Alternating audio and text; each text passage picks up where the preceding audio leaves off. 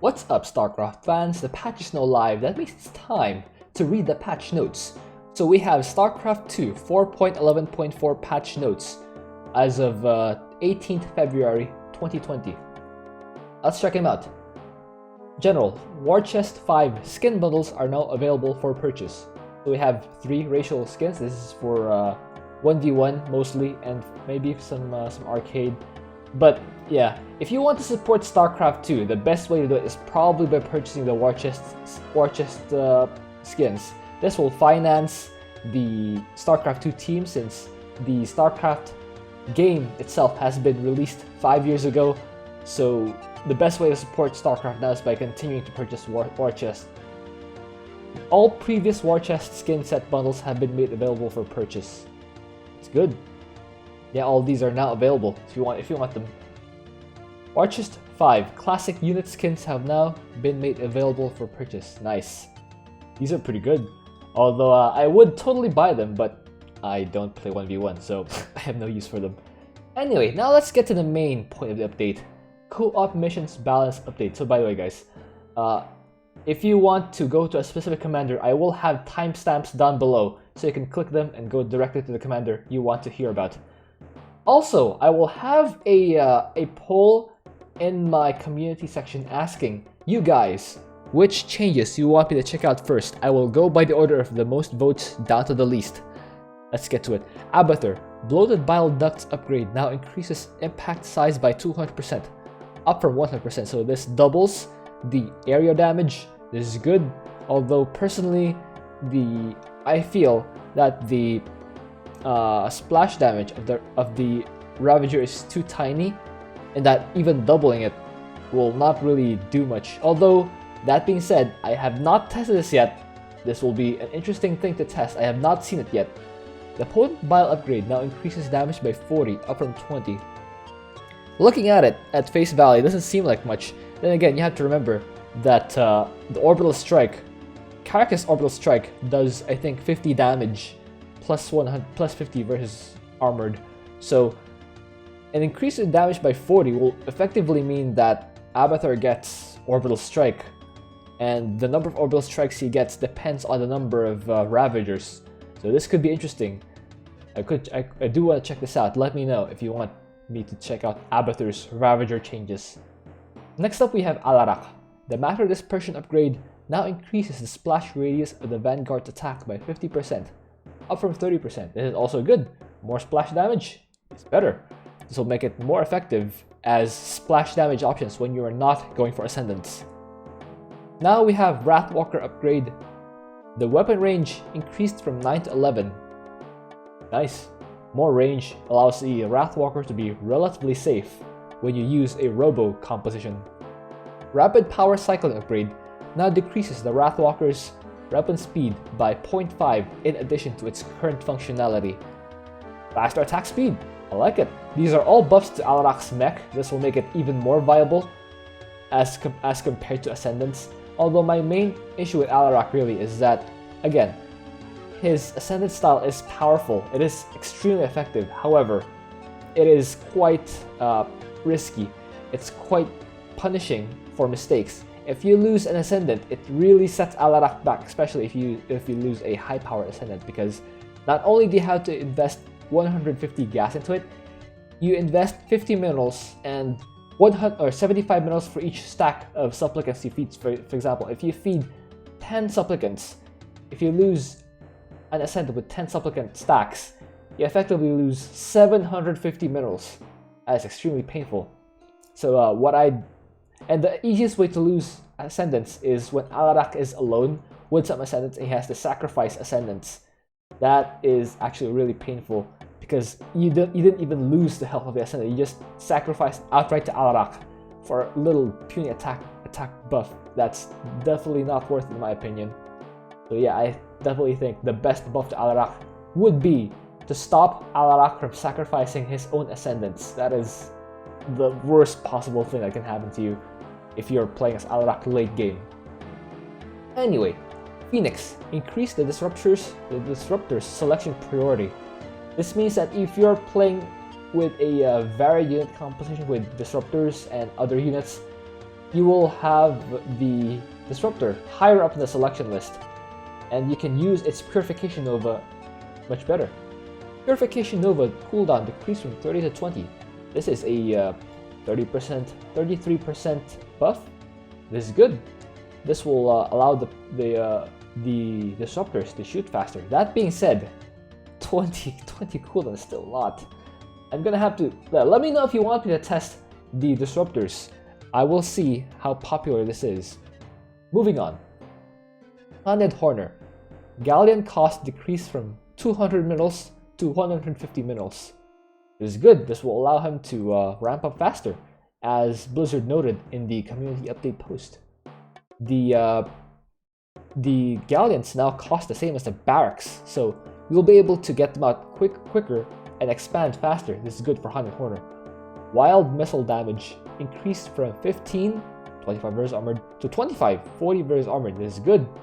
More anti-air damage. I like it. Imaging radius increased from 25 to 40. 40 radius is pretty massive. I think this puts it somewhere close to I think Nova. Not sure. Do correct me on the numbers if I'm wrong, but yeah, I think this puts him on the same radius as Nova. It's pretty huge. That means I can see a lot. And also, I can siege up the Ravens from further behind, for example on Dead of Night, to make them safe from ghost attacks. Next we have Widowmine cost, changed from 75.25 to 100.0.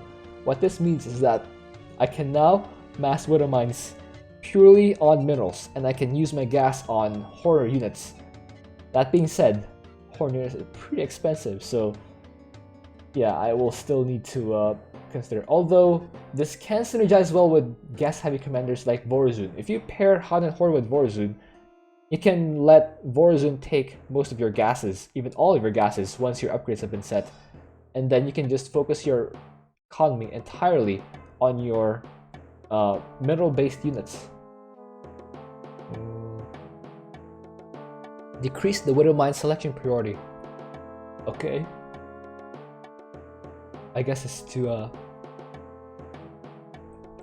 to make the Reapers a higher priority, maybe? Decrease the Hellion Hellbat selection priority. This definitely I agree with. They don't have any abilities aside from Transform, which nobody uses anyway.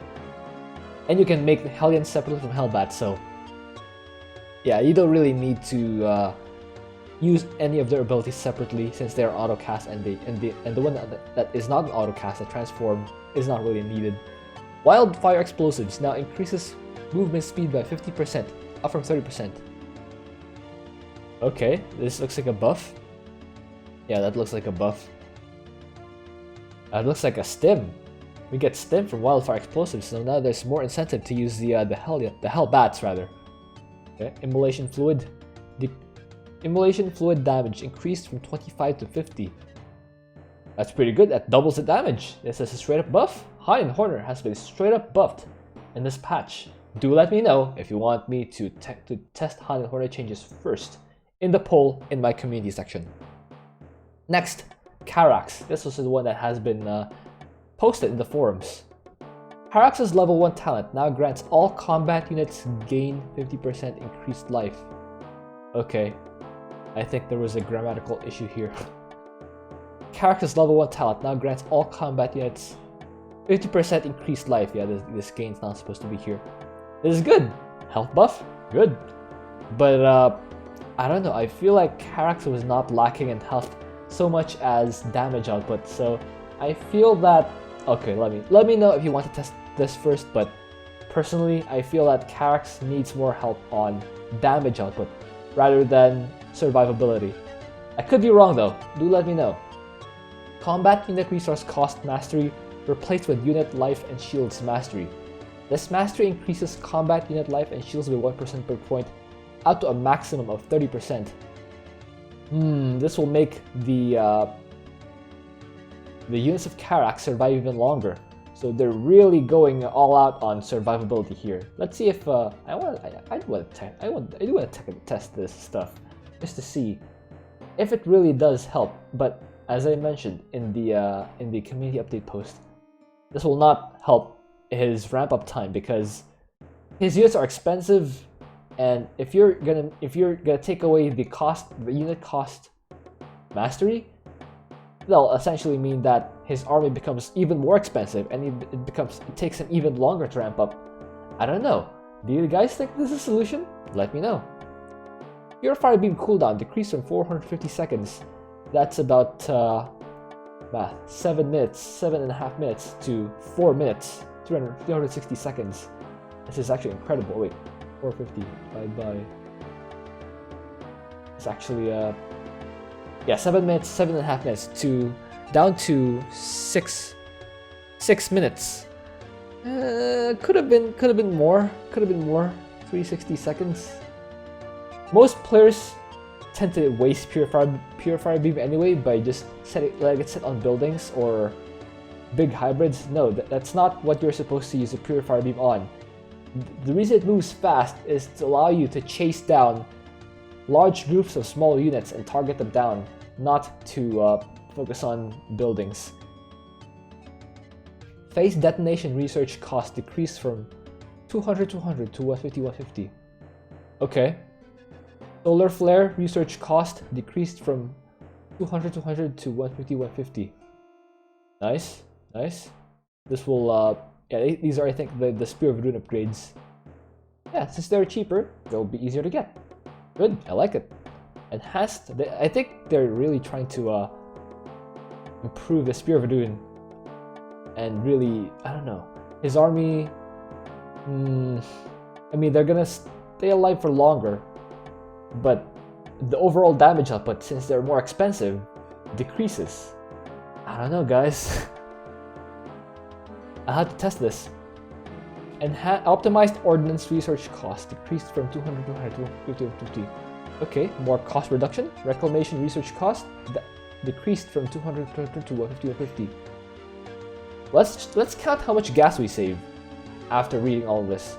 Fire beam research cost decreased from 150 to 100. Okay, more 50 gas. Shadow cannon research cost.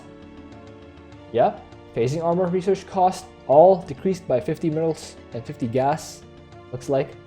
Shadow cannon damage increased from 200. Oh, this is actually pretty big. Shadow cannon damage increased from 200 to 320. This will make it super duper effective against high health targets like the hybrid and the motherships, battlecruisers. I do want to test this out. So let's count how much gas Karax saves with this update. So this is 50 times 1 times 2 times 3 4 times 5 times 6 times 7 times 8. So 8 by 50. He saves 400 gas. Yeah, that's really good. Yeah, not gonna complain. 400 gas is pretty big. That's about 4 energizers. 4 energizers or a carrier. Pretty good, but I don't know. Again, his units lose their combat unit mastery or combat unit resource cost mastery, which I don't know. Is it enough? I don't know. It could be overall a nerf if the cost of the units does not justify or is not fully offset by the resource buffs. Again, do let me know if you want me to test them out. But personally, my opinion on this is that Karax needs more damage. His units survive enough, but since you're making them more expensive, you're indirectly nerfing him by limiting the number of units he can have out at any given time. If you're Karax and paired with an Abathur, it's gonna take you even longer to get your units out. And by the time you have any number of units, Abathur probably already won the game for you. I don't know, guys. Kerrigan. The porous cartilage upgrade now increases Broodlord health by 100 HP in addition to its current functionality. So it increases speed, but now it also increases the health. This is not a nerf, but my problem with Broodlords has always been that they are too expensive, not that they die. the way the Dude Lords work is that they throw units to bait the enemy fire. I feel that a simple health buff doesn't really change anything for Kerrigan's Dude Lords. I guess they take hits from battle cruisers. They can survive hits from battle cruisers. Maybe that's it, since Blizzard buffed battle cruisers, even Amon's battle cruisers last patch. Now Dude Lords are probably gonna be hard to use against battle cruisers, so maybe this is it. But I think this is not so much a buff as it is just bringing Kerrigan's Dude Lords levels back to where they were in the past, before the Yamato upgrade, or before the Yamato buff. But yeah, I think if you really want to upgrade Kerrigan's Dude Lords, make them cheaper, not have more health. I don't know. Do you guys think I'm wrong? Do let me know. Arcturus, I refuse. I'm still holding out hope for Valerian, so I'm still gonna keep calling him Arcturus. The Sky Furies, I'm gonna call him Sky Fury. The Sky Furies evasive maneuvers dodge chance increase from 30%. Okay, more dodge chance, good. Sky Furies Phoenix protocol damage absorption increase from 200. Ooh, 400 damage absorption. That's good. I like it. Picking up sieged shock divisions and black hammers with Imperial intercessors no longer disables ignite afterburners. That's good, so you can boost the siege tanks, but the thing is, that still doesn't incentivize me to pick up shock divisions and black hammers. Since, well, for shock divisions, the main buff is that they can shoot air. Well, the Pride of Augustgrad does even more damage versus air, so yeah, I prefer actually the Pride of Augustgrad against air units, since they have Splash Yamato. What's not to love about Splash Yamato? I'd definitely take that over the some siege tanks in Medivacs. I don't know. Also, the shock divisions unsiege really fast with an upgrade, so yeah, it's the fact that they can be picked up with Medivacs seems a little redundant to me. Also, it's just harder. It's just harder to pick up all your siege tanks, since you have to click them individually to the Medivacs, as opposed to just clicking unsiege and everything was in siege. I don't know, this particular one doesn't seem all that impressive to me. Do let me know if you find it opposite. Nova, increase the spec ops ghost selection priority. Okay, I'm not sure why. I'm not sure why they need to be increased. Maybe to incentivize EMP, but I don't know. Should I test this out? I think the point of this is to increase their EMP, since their triple tap snipe is an auto cast. The EMP is probably yeah, the point of the upgrade here. Do let me know if you want me to test this out. Stukov, I think this is big. Overlords gain the generate creep ability. This is massive. As Stukov, you will finally be able to direct your creep spread on huge maps like Cradle Death. If your creep spreads in all directions, you're basically you're basically screwed, because the creep will not get to where you need it to be. On Part and Parcel, map is huge. The first hybrid needs creep so you can get there. Mel Warfare, you need to direct the creep there. Cradle of Death, Scythe of Amon, you definitely need to direct your creep on all those maps. This, I think, is one of the best changes that they did for Stukov. I approve of this one. Do let me know if you want me to test this. Infested bunker cost increased from 350 to 400. So now the bunkers cost as much as a fully loaded command center, and six Marines, 50 each is 300, and the bunker costs 100 for Raynor. So yeah, the infested bunker now costs as much as 6 Marines and the bunker. So I think this is about right. I think this next one more than makes up for it. I approve of this, actually. Infested bunker supply cost decreased from 6 to 4. This will mean that the number of infested bunkers Stukov has is now back to where it was pre-nerf. I'm not gonna say that Stukov is fixed, quote unquote, but I do want to test this, because when you max out a Stukov, you will now be back at your pre-nerf levels when you max out. So this is an overall buff to Stukov for longer maps. A nerf on shorter maps, but a buff on longer maps. So do let me know if you want me to test it. Level 1 infestation upgrade. Decrease of 4. This is massive, guys. 200 minerals saved. This is pretty massive. And level 2 cost decrease from 400, 200 to 300, 100. So overall, I'm gonna save 300 minerals. I think this will balance itself out to help Stukov in the early game. So yeah, do let me know if you want to try out Mass Bunker Stukov again to see if it's back. Reworked the Diamond Back's attack such that it no longer has a variable backswing. This should drastically increase its attack speed. I like it. If you want me to test Stukov's buffs, vote on my community update post. Swann. Swann's level 1 talent now removes the gas cost of armories. I like it. This will pair well with the laser drill upgrade, so now that I will have less of a need to rush out my my second gas for Swann when I do laser drill upgrade. I like this. Advanced optics research now decreased from 200 to 150. Again, a cost buff. I like it. Defensive matrix again saves us by 50 gas. I approve. Mag field accelerator now increases cyclone lock on damage by 100%. Ooh, cyclone buff. Ooh. Barrage cannon channel time increased from 6 seconds to 3 seconds. Okay. Barrage cannon cooldown decreased from 90 to 60. Okay, so this allows us to use the Thor abilities even more. We'll see. Do let me know if you want me to go to test this upgrade. I think this is the most important one though. The Pulse Amplifier ability now checks the minimum movement speed. This will make it easier to use wraiths, because the upgrade, the buff that they did for wraiths in the past is that they do more damage when they're moving, but it became pretty hard to use because you need to constantly micro your wraiths, and that sometimes doesn't even work when you're not in motion when you shoot. So this, I think, will make it easier for the wraiths to do more damage. Again, if you want me to do Swann, vote for Swann.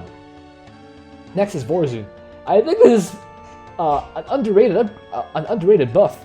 Strike from the Shadows bonus energy regeneration increased from 25% to 50%. This buffs oracles and dark archons. I could try dark archons against Vorazun with a 50% bonus energy regen. Do let me know if you want me to try out this Vorazun patch in the community post. Next, Zagara. Bile Launcher base range increased from 13 to 15. Bile Launcher now increases Bile Launcher range to 25, up from 22. Personally, I feel like they didn't really change the mechanics. The only thing that they changed is that they slightly buffed the attack range of the Bile Launcher. I guess you can now stack more Bile Launchers because the range is now 25, so that it increases. But you can stack 2 more Bile Launchers behind if you really want to mass Bile Launchers. But I don't know, Chief. I feel that increasing the range even more to make them comparable with Arcturus' Earth Splitters would be a better choice. Although again, do let me know if you want me to test out Zagara's changes, so that I'll do that. But personally, I feel that it's not that impactful at all. If you feel that it's more impactful than it makes me out to be, again, just vote on my community post. Zeratul. Tesseract cannon cost decreased from 400 to 300. This is good. The issue with Zeratul's cannons, with massing Zeratul's cannons, is that the cooldown. The cooldown for their phasing is 90 seconds. Even with the cost buff, 300, they are still effective. The thing is that you cannot phase them. I think pretty much 2/3 of the time they're inactive in your base sitting there. So the overall function of Tesseract cannons for me would be a mineral dump. They're still a mineral dump, but you'll now be able to get more of them after you max out. It's a buff, but not too much of a buff since I'll only start getting them at the late game. Now let's go to bug fixes. No need to vote for these. These are all active. Fixed an issue that was enabling chat and custom map publishing on accounts that did not meet the requirements. I don't care. Fixed an issue where the user could be blocked from entering the cell. Block B on mission breakout. Okay. Okay.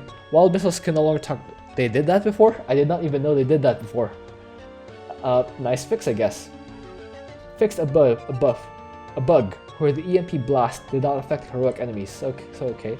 You can now EMP hybrids and prevent them from using their Yamato thing. That's pretty good. Fixed a bug where the Pride of August grad did 2 little damage. Ooh! So the Pride of August grad is now gonna do even more damage? This is awesome! If you want me to test out the Arcturus changes, do let me know. Diamondback's attack will not interact correctly with Vorazun's Striking the Shadows talent. Okay, so cloaked Diamondbacks, very niche. Diamondback attack will not interact correctly with mech attack speed mastery. That's nice. It was not doing that before. Now it will. It is nice. They'll be able to attack faster. Okay, it's a lateral change. They will attack faster, but they will no longer ignore armor. Oh well. Oh well. Updated reinvigorating bursts tooltip to reflect that increased ability damage. Okay, just a tooltip change, not really anything that does anything. Okay, versus fixed issue or derps, face of shooting, you could cancel. I'm not really gonna read this. I'm not a 1v1 player. If you want a 1v1 player's take, watch Loco or something. Loco focuses more on 1v1. You could learn more about these stuff from him. As for me, this is the extent of the changes I'm gonna read, since I'm a co-op player almost exclusively. I'm pretty sad that they didn't change the pretty upset actually that they didn't change the hotkey nerf or the hotkey bug for Stetman's drones. When I made my response to the committee post, I literally asked for just one thing.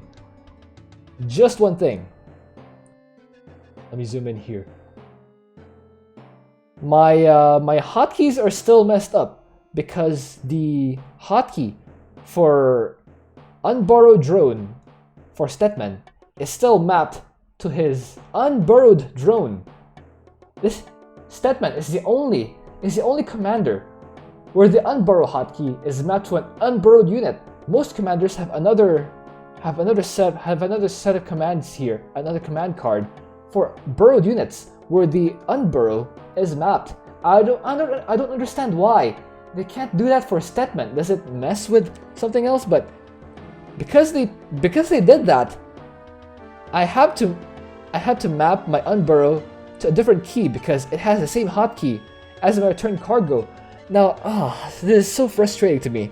I literally asked for one thing, and it was how long was this? 4 days. They had 4 days to do it, but they didn't. I'm pretty disappointed that they did not include this. This is literally the one thing I asked for. Come on, Blizz. I like your update. I like your update, but again, I feel that if you posted this a bit sooner and gave us a chance to react to all of the updates, I feel that you could have easily seen this in time and patched it. I don't know, guys. Maybe I'm being too salty. Maybe I'm not giving Blizzard the proper credit, but I feel that they should have fixed this. I reported this in the bug reports. I reported this in this update post, but still nothing. Anyway, I will have to redo some videos. If you see my videos for next week's mutation using the previous patch, that is because I was not able to get the videos out in time because they're supposed to go live 2 days from now. So yeah, I might not have updated my videos just yet. So if that's the case, please bear with me. I have limited time to make videos because I also have work, a day job on top of all this video stuff. So apologies in advance if I'm not able to make those in advance. Anyway, hope you enjoyed that. Thank you for watching. If you have an idea for what else you could do, please leave that in a comment. See you.